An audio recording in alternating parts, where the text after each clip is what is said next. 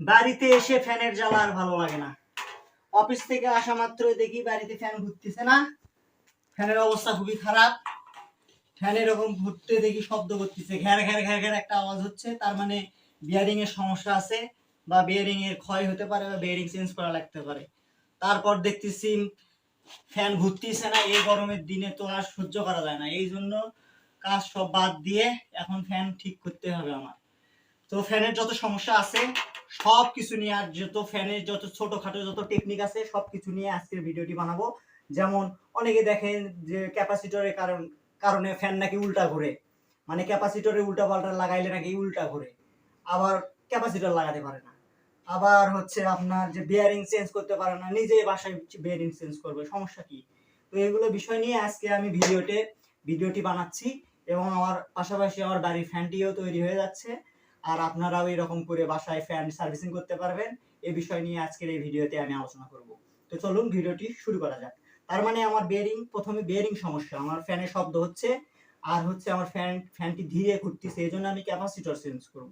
এবং capacitor change করার সময় ক্যাপাসিটরের লাইন উল্টা পাল্টা হইলে যে ফ্যান উল্টা ঘোরে না, এই বিষয়টা আপনাদেরকে ক্লিয়ার করব। অনেকে বলে ক্যাপাসিটর উল্টা লাগাইলে নাকি উল্টা ঘোরে, কিন্তু এটা কি কারণে উল্টা ঘোরে সেই কারণে সেটাও আপনাদেরকে দেখিয়ে দেবো আজকে। উল্টা ঘুরিয়েও দেখিয়ে দেবো, আবার সিধা ঘুরিয়েও দেখিয়ে দেবো। তো আপনারা ফ্যানে যত কিছু আছে মোটামুটি আজকে ফ্যান সম্পর্কে সম্পূর্ণ একটা ধারণা পাবেন। এবং আমি কখনো এই ফ্যান খুলি নাই, বেয়ারিং চেঞ্জ করি নাই, এটাও আমার প্রথম অভিজ্ঞতা হবে। তো আপনাদের সাথে নিয়ে এই অভিজ্ঞতা অর্জন করতে চাই, তো ভিডিওটি দেখার জন্য সাথেই থাকুন। তাহলে ফ্যানটি আমরা এখন খুলবো। এই পাখাগুলো আমি খুলে নিই।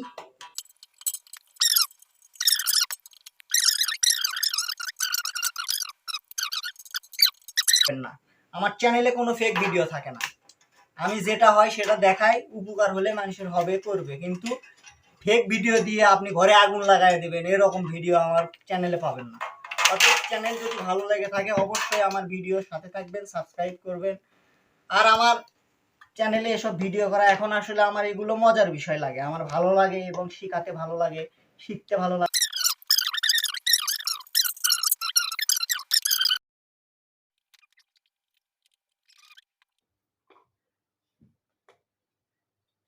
জ্যাম হয়েছিল, অনেকদিন ধরে পড়েছিল, নাট খোলা। দেখেন, এটা কিন্তু খোলার চেষ্টা করলাম, খুললো না, কারণ এটা উপর দিয়ে খুলবে। যেহেতু আমি জানতাম না আসলে, এখানে একটা ক্লিপ ছিল এই যে ভিতরে, মানে ক্লিপ থাকে এই যে এর ভিতরে থাকে, আমি ক্লিপটা বের করে নিচ্ছি। তারপরে দেখেন এটা কিন্তু ঘুরতেছে, যেহেতু আমি এটা খুলতে হবে, অতএব এটাকে আমাকে ধরতে হবে। এটাকে আমি এরকম করে ধরলাম, ধরার পরে এই যে আপনি ঘুরাবেন, নিচেরটা যেন না ঘুরে, ঠিক আছে? নিচেরটা এমনভাবে ধরতে হবে যেন না ঘুরে, এটা আমার ঘুরাইয়া এটা আমি খুলতে হবে। খোলা শেষ। এই যে না তারটা আছে বের করলেন, দরকার নাই ওর মধ্যে আর, সব আউলে যাবে। আজকে মনে করেন ফ্যান নষ্ট, এই যে কার সাথে কি ছিল সব কিছু দেখে নেবেন, ঠিক আছে? উল্টো পাল্টা করলে কিন্তু ঝামেলা আছে। এখানে দেখেন কয়টা তার বের হয়ে আসছে, তার বের হয়ে আসছে মূলত এখানে তিনটা মানে এই দেখেন কয়েলের তার আমার একটা দুইটা তিনটা, একটা হলো আমার কমন, আর একটা রানিং স্টার্টিং কয়েল আছে। দুইটা কয়েলের একটা হচ্ছে কমন, আর একটা হলো রানিং কয়েলের আপনার মাথা, আর একটা হলো আপনার হচ্ছে স্টার্টিং কয়েলের মাথা। তো স্টার্টিং কয়েল, এই যে স্টার্টিং কয়েলে আপনার রেজিস্ট্যান্স অবশ্যই কি থাকবে, বেশি থাকবে। স্টার্টিং কয়েলের রেজিস্ট্যান্স বেশি থাকে। স্টার্টিং কয়েলে যখন রেজিস্ট্যান্স বেশি থাকবে তখন এটা ঘুরতে আমার কষ্ট হয়, বা এখানে স্টর্ক উৎপন্ন করতে হবে যেন ফ্যানটা আমার ঘোরে। সেই স্টর্কটা আমার তৈরি করে হলো এটা ক্যাপাসিটর। এটা ফ্যানকে জোরে ঘুরাইয়া দেয়, তখন যখন ঘুরতে শুরু করে তখন এটা রানিং কয়েলে ফ্যান ঘুরতেই থাকে। তো এটাই হলো, এখন আমি হচ্ছে এটা আমার কমন, এটা আমার নেগেটিভে চলে গেছে। এই যে প্লাস যেটা আর একটা কয়েল আছে, এটা হচ্ছে আমার এই যে দেখেন একটা ডাইরেক্ট আসে লাগছে হলো কোথায়, এই আপনার হচ্ছে আপনার ক্যাপাসিটরে। আর একটা অন্য আর একটা প্রান্ত যে কয়েলটা আসছে এটা ডাইরেক্ট চলে আসছে আমার হলো আর একটা লাইনে, আর একটা ক্যাপাসিটরের প্রান্ত সেই লাইনে যোগ করে দেওয়া হয়েছে। মানে স্টার্টিং কয়েলটা শুধুমাত্র এই যে আপনার হচ্ছে একটা কয়েল আছে সেখান থেকে ক্যাপাসিটরে আসছে, ক্যাপাসিটর অন্য মাথা, এটা হচ্ছে আমার অন্য মাথা যে লাইনটা বের হয়েছে এটা রানিং কয়েলের সাথে যুক্ত হয়ে এটা আমার হচ্ছে আরেকটা মাথা। এই হলো আমার 3টা তারের কাহিনী। তো এটা যখন আমাকে খুলতে হবে তখন আমার অবশ্যই এটাকে আলাদা না করলে আমি বুঝতে পারবো, মানে খুলতে পারবো না। এই জন্য এটাকে আমরা ছিঁড়ে নিলাম। লাইন এটা আমার কি, এটা আমার হচ্ছে ডাইরেক্ট লাইন। দেখেন এই যে এটা হলো আমার কমন, এই যে কমন। আর একটা হলো এই যে ক্যাপাসিটর লাগানো ছিল, এই যে ক্যাপাসিটরের এক মাথা ছিল, ক্যাপাসিটরের এক মাথার সাথে আসছে, এই যে এরম ছিল, আমি ছিঁড়ছি। আর একটা হচ্ছে এই যে ক্যাপাসিটরের আরেক লাইন, কয়েলের আরেক লাইন, এই কয়েলের লাইনটা ক্যাপাসিটর অন্য মাথায় লাগছে, লাখে জোড়া হয়ে এই যে দেখেন আর একটা লাইন। পুরোটা বুঝাতে পারছি? এই হলো আমার 3 তার, এটা হলো আমার কমন।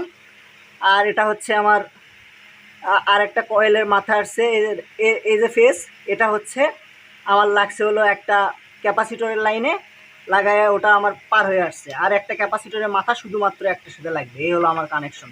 ছিঁড়ে ফেলে দেন, এগুলোর কোনো দরকার নেই, নতুন করে লাগান লাগবে। ফিরছি, এলে ফেলে দেন, পরে আবার লাগান শিখে দেবো, কোনো সমস্যা নেই। তো এখন দেখি খোলা যায় কিনা, চেষ্টা করে দেখি। ইলেকট্রিক্যালে পড়ি না, ইলেকট্রনিক্স, এই জন্য চাকরি হয় না, কয় আমরা ইলেকট্রিক্যালে কাজ পারি না। ডিপার্টমেন্ট কোনোটাই খারাপ না, আপনি লেখাপড়া করবেন, লেখাপড়ার শিক্ষা অভিজ্ঞতার দাম আছে। এই দেখেন খুলে গেছে, খুলে ফেলে দিয়েছি। এখন কী হয়েছে এখানে আমি দেখি, ওরে বাপরে, এই তো কয়েল, 3টা কয়েল। এগুলা আমার উদ্দেশ্য হলো আমি এখন কি বেয়ারিং পাল্টাবো, বেয়ারিং বার করবো কেমনে। এটা আমার বাড়ি দিলে এটা খুলবে না, এটাতে যতই বাড়ি দিই এটা খুলবে না। তো এটাকে আমার খুলতে হলে প্রথমে আমার কি করতে হবে, আমাকে এটাকে তাপ দিতে হবে। এখন যেহেতু আমার এখানে কোনো গ্যাসের কোনো ঝালাইয়ের কোনো যন্ত্র নাই বা কোনো কিছুতে আমি এখানে তাপ দিতে পারতেছি না, এক্ষেত্রে আমি এখানে গ্যাসের চুলা ইউজ করব। তো চলুন এখানে আমি এটা কিভাবে খুলবো সেটা আপনারা বাস্তবে দেখে নিন। তো এখানে আমি এখন গ্যাসের চুলাতে ধরতেছি এবং এই ফ্যানের এখানে আমি তাপ দিব যেন এটিকে আমি খুব সহজে খুলতে পারি। তো গ্যাসের চুলা আমি অন করে নিলাম, এটাকে আমি এভাবে রেখে দিচ্ছি 2-1 মিনিটের জন্য, এখানে এভাবে রেখে দেব। এটা হয়ে গেলে আমি এটাকে এখন এই জায়গায়, আমার তাপ দেওয়া হয়ে গেছে, আমি ভিডিও কিছুটা কেটে নিয়েছি। তো এটাও যথেষ্ট পরিমাণে গরম হয়ে গেছে। তো এটাকে আমি এখন দেখি করে তাপ দেওয়ার পরে এখানে বাড়ি দিব।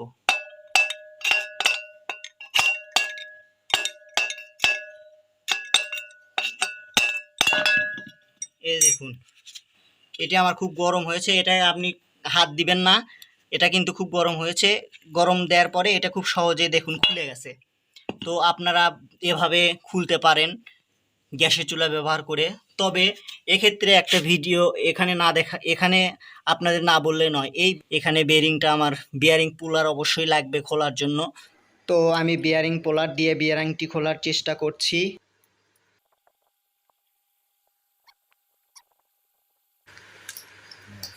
ওকে,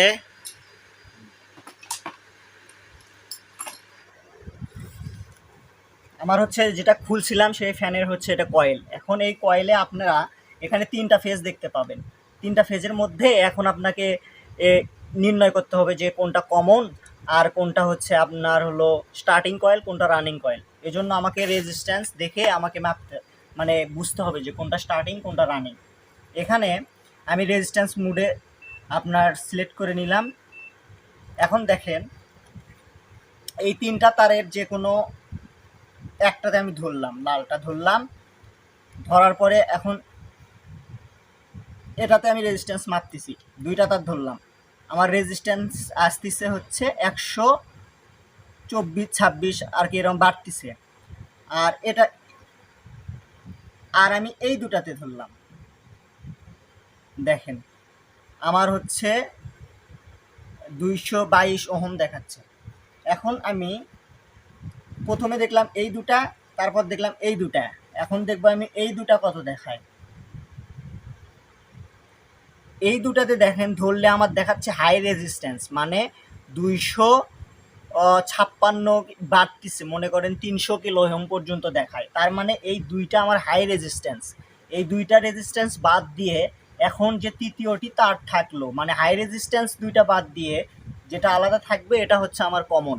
এখন এই কমনটাতে আমি যদি ধরি, এখন দেখেন এই কমনটাতে আমি লালটা ধরলাম আর একটাতে ধরতেছি, দেখেন এটাতে আমার রেজিস্ট্যান্স দেখাচ্ছে হচ্ছে 221 ওহম। তার মানে এটা রেজিস্ট্যান্স দেখাচ্ছে 221। আর এটা যদি কমন হয়, এটা বাদ দিয়ে আমি এটাতে যদি ধরি, তাহলে আমার রেজিস্ট্যান্স দেখাচ্ছে আপনার হচ্ছে 100 কিলো ওহম থেকে বাড়তিছে। তার মানে এটা আমার হাই রেজিস্ট্যান্স দেখাচ্ছে। এটা হাই রেজিস্ট্যান্স হলে অবশ্যই এটা আমার হলো স্টার্টিং কয়েল হবে। আর এটা যেহেতু লো রেজিস্ট্যান্স দেখাচ্ছে 220 ওহম 22 ওহম, সেই হিসাবে এটা আমার রানিং কয়েল হবে। এটা স্টার্টিং কয়েল আর এটা হচ্ছে রানিং কয়েল আর এটা হচ্ছে কমন। এভাবে আমরা ফ্যানের 3টি তার নির্ণয় করতে পারবো। এখন চলে আসলাম আমি ফ্যানের বিয়ারিং লাগানোর পর্বে। এখন প্রথমে আমি ফ্যানের সামনের অংশটুকু ভালোভাবে পরিষ্কার করে নিব, তারপর সেখানে আমি বিয়ারিং বসাবো। গ্যাসের চুলায় তাপ দেওয়ার ফলে আমার ফ্যানে এরকম পোড়া দাগের সৃষ্টি হয়েছে। এখন আমার মোছার পর্ব শেষ, এখন আমি বিয়ারিং লাগাবো। আমি এখানে দুটি বিয়ারিং কিনে নিয়ে এসেছি বাজার থেকে। এগুলো হচ্ছে এনএসকে জাপানের কোম্পানির দুইটি বিয়ারিং। এই দুইটি বিয়ারিং আমার থেকে 380 টাকা নিয়েছে। আমি 380 টাকা দিয়ে এই দুইটি বিয়ারিং বাজার থেকে ক্রয় করেছি। এখন এগুলো আমি ফ্যানের ভিতরে লাগাবো। তো চলুন ফ্যানে বিয়ারিংটি সেট করা যাক। প্রথমে আমি এই মাপটি দেখে নিলাম যে এটার ভিতরে কোনটি সেট হবে। সেই বিয়ারিংটি আমি প্রথমে গিরিজ করে নিব, যেন এটি পরবর্তীতে ঘুরতে অনেকটা ইজি হয় এবং এটিকে ক্ষয়রোধ থেকে রক্ষা করে। তো এতে কিছু আমি গিরিজ ভরিয়ে নেব এবং ফ্যানটিতে লাগাতে আমার এই বিয়ারিংটি লাগাতে সুবিধা হবে। তো চলুন এগুলো আমি ফ্যানের সাথে সেট করে নিই।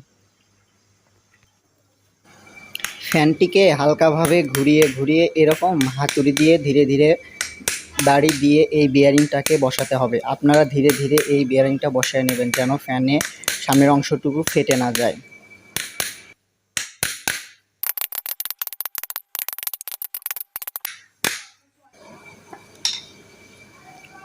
বিয়ারিংটিকে সুন্দরভাবে বসানো হয়ে গেলে দেখবেন যে ফ্যান এরকম খুব ইজিভাবে ঘুরবে এবং এটি যেন সঠিকভাবে বসে সেদিকে আপনি খেয়াল করবেন, নতুবা পরবর্তীতে আবার আওয়াজ করতে পারে।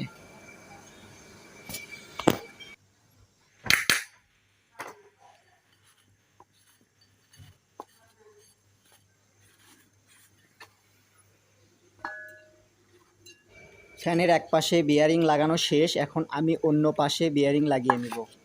সো এটিতেও আমি বিয়ারিং খুব সুন্দরভাবে এই প্রথমটার মতো করেই লাগিয়ে নেব।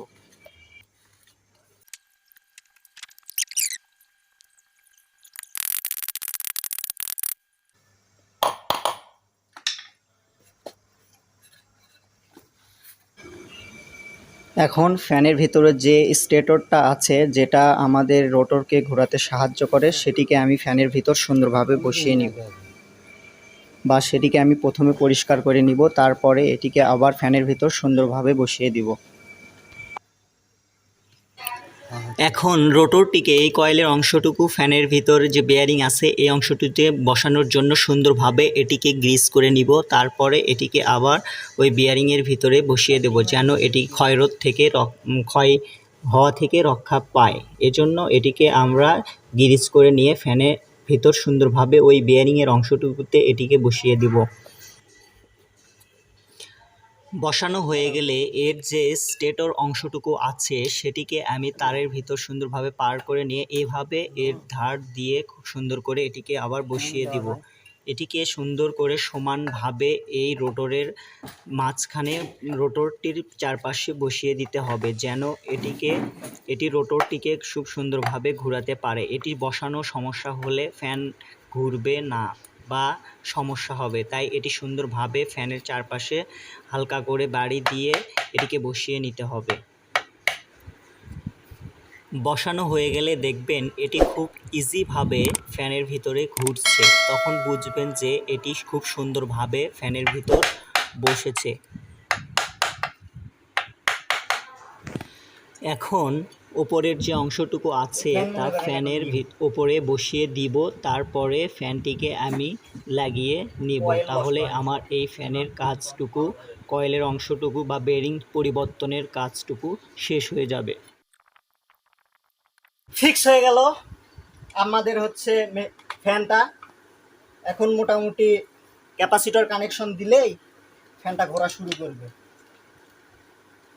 মোটামুটি বেরিং চেঞ্জ, স্মুথ সাউন্ড, কোনো প্রকার শব্দ পাবেন না, সেটা ঘোরানোর পরেই দেখতে পারবেন। এখন ফ্যানের সাথে যাবতীয় যা কিছু আছে সব কিছু আমি লাগিয়ে নিচ্ছি। আপনারা সুন্দরভাবে ফ্যানটি সেট করে নেবেন। আশা করি এটুকু আমার দেখানো লাগবে না, আমি ভিডিওটি শর্ট করার জন্য এই ফ্যানের লাগানো অংশটুকু করে নিচ্ছি। আপনারা সঠিকভাবে ফ্যানটি লাগিয়ে নেবেন।